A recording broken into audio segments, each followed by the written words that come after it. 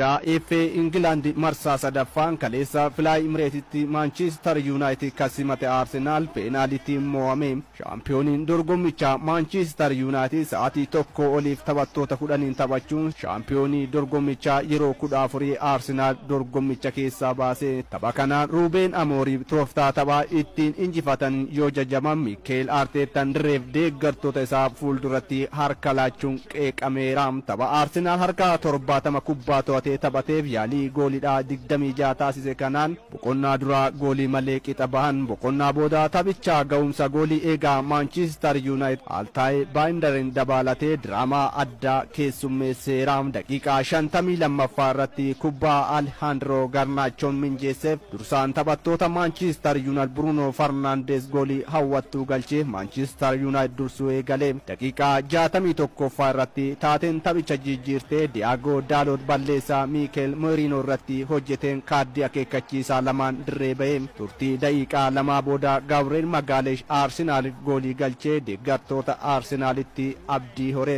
Ta'us taphicha ittisaa kubbaa argatan ariitiidhaan goolii Arsenal irratti galchuuf karoorsee taphachaa kan ture Manchester United daqiiqaa 70ffaa irratti Harry Maguire balleessaa Kai Havertz irratti raawwateen Arsenal penalty argate. Penalty kana dursaan taphattoota Arsenal Martin Odegaard dhiite bakka Andre Onana dhaabuun kan seene lammiin Tarkeedha. Altay Bayindar jalaa qoluun goota Manchester United jedhame. Bayindar kubbaawwan Kai Havertz Odegaard biroo deebisuudhaan halkan gaarii dabarseera. Gama Manchester United yaaliin Joshua Zirkzee yaalee David Ryan jalaa deebises kan eeramtu turte. Taphicha daqiiqaan 90 qixa erga xumurame daqiiqaan 30 keessatti goolii biraa hin keessummeessine. Kilaba marsaa ittaanutti darbu adda baasuuf penalty walitti dhiitanii Manchester United 5-3 injifatee marsaa ittaanutti darbe. Altay Bayindar penalty tokko Kai Havertz jalaa deebisuunis Fly Emirates mirgaan galeera. Kaleessa Gabriel Jesus miidhamaan kan dhabe Arsenal torbee tokko keessatti tapha 2 mo'ame. Manchester United ammoo Liverpool waliin erga qixa ba'ee Arsenal mo'atee kilabicha keessa jijjiiramni mul'achaa jiraachuu akeeke. Leenjisaan Manchester United Ruben Amorim goolii eegaa kilabichaa Bayindar jajjeera.